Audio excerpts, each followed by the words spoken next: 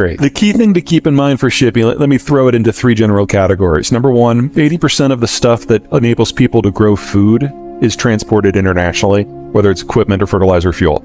Only 20% of food is traded internationally, but 80% you need the inputs to grow it in the first place. Number 2, roughly half of all oil is shipped on the ocean blue, typically by supertanker, along with everything that comes out of the Persian Gulf. And then number 3, safety on the waves is what allows us to have the East Asian manufacturing model, which is a fancy way of saying the manufacturing model, because roughly half of all manufactured goods are produced in East Asia, and you will get components coming from Thailand versus Indonesia versus China versus Korea versus Japan. But the key thing to remember is less than 1% of that shipping happens on land. Wow. Korea is in effect an island. Japan is an island. Most of the Southeast Asian countries are either islands or peninsulas, and they're ringed by mountains. So physical connections independent of maritime trade in Asia almost don't happen at all. Certainly, and the book is about how this happens on a decade's time scale, how the 2020s were always the decade that was always going to break down in. But events in just the last couple of months are speeding this up. A lot of this is probably going to be front-loaded.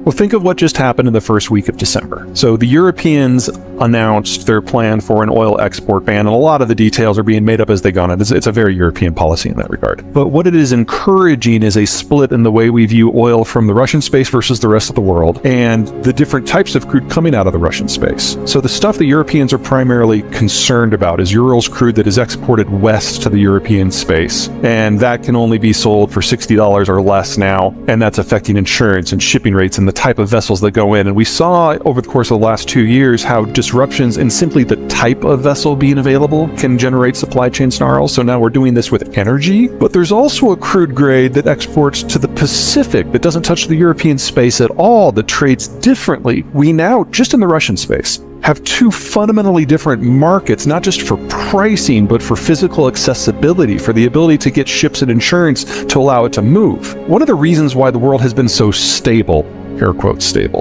since 1945 is there's been one oil price. Now, it's modified by the length of the journey or the quality of the crude, but there's one oil price and everything is safe. The Europeans have now created a system where a lot of countries in Europe are now going to have a vested interest in interfering with Russian exports west. That's one pricing margin. That's one security paradigm. That's one insurance policy system. But then in the east, where the Europeans are not the players, it's a different crude grade at a different price point using different insurance systems by different countries. We have split the oil market now into at least 3 pieces, 2 Russian, 1 everything else, which means now countries no longer have a vested interest in making sure the oil flows everywhere all the time, because we're not all in this together anymore. This is just the beginning. We're going to see this spread throughout not just the energy sphere, but pretty much every major commodity, and we're hiving the world up into different supply systems. And that is a recipe for 1910s and 1930s style conflict and competition. Yeah, in the world before World War II, piracy, state piracy, and privateering were pretty common because almost everything that was shipped had an obvious value. The cost of shipping before the Cold War and globalization was about an order of magnitude more than it was previous. And in the pre-industrial world, it was an order of magnitude more than that. In the pre-deepwater era, it was an order of magnitude more. So interfering with shipping has always been very popular because you know that the value of the product is going to be high. It's only in the post-World War II era that the cost of shipping has dropped so much that we put everything on the way. So that's intermediate manufacturing, that's low value-added commodities, things that normally you would produce and consume locally. It used to be it was all pretty much luxury goods or something of very high value. Now it's a little bit of everything. We're kind of in this soft moment in history where everyone's holding their breath and wondering if the next time there's an incident, the U.S. is going to intervene or not, and I would argue we are not. Part of this is political. The Biden administration is the most populist administration we have ever had, more so than Trump. Basically, it feels like on trade policy, the Biden administration is going through Trump's tweets and picking them out one at a time and expanding them into position papers and putting them into policy and running a really good grammar scrubber over it. And we're basically getting the second Trump administration right now from a trade point of view. And then second, even if we wanted to intervene, this isn't the 60s or 70s. I mean, it used to be that there were no other naval powers. And so the United States with the destroyer-heavy Navy after World War II could patrol the global oceans because there wasn't a lot of competition and we had the right tools for the job. But since 19 1990, we've retooled our Navy, we've retired most of our smaller vessels, and we've concentrated naval power into our supercarrier battle groups. And if you want to knock off a country, that is the tool. But if you want to patrol the global oceans in an environment where other people have ship, you don't need the dozen supercarrier battle groups we have. You need like 800 destroyers. We only have 70. So even if we wanted to be the global policeman and patrol the waves, we no longer have the physical capacity to do it. Now, that sounds bad, and it is, but keep this in mind. The United States is the least maritime trade-dependent country in the world. Only 12% of our GDP is from trade. About half of that is NAFTA. We're not the ones who suffer if global trade breaks down. China's at the top of that list. Europe is a close second. China utterly lacks the naval capacity to project power more than about 1,000 miles from its coast, and it is completely dependent upon resource access and market access in countries that are half a world away. Now, the Chinese currently have 3 aircraft carriers floating. The first one used to be a casino. They will never claim that it is combat capable. They just bought it from Ukraine to refurbish it so they could learn how it works. Okay. Their second one is a clone of the one that used to be the casino. The one that used to be the casino used to be a Russian carrier. They called it the Kuzanov, by the way, and the Soviets thought it was a disaster. During Soviet times,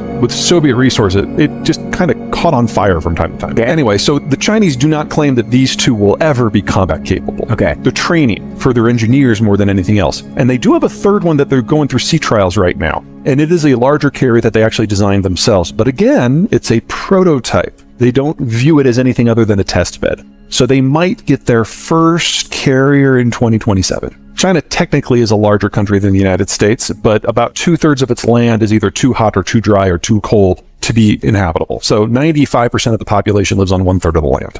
Of that 95%, 70% lives in the North China Plain, which is an area that's not much bigger than the United States east of the Mississippi, maybe about 2/3 the size of that.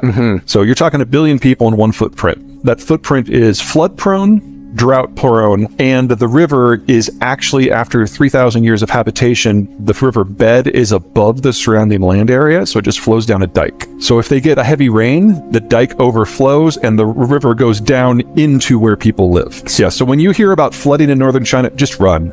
There's no fix here.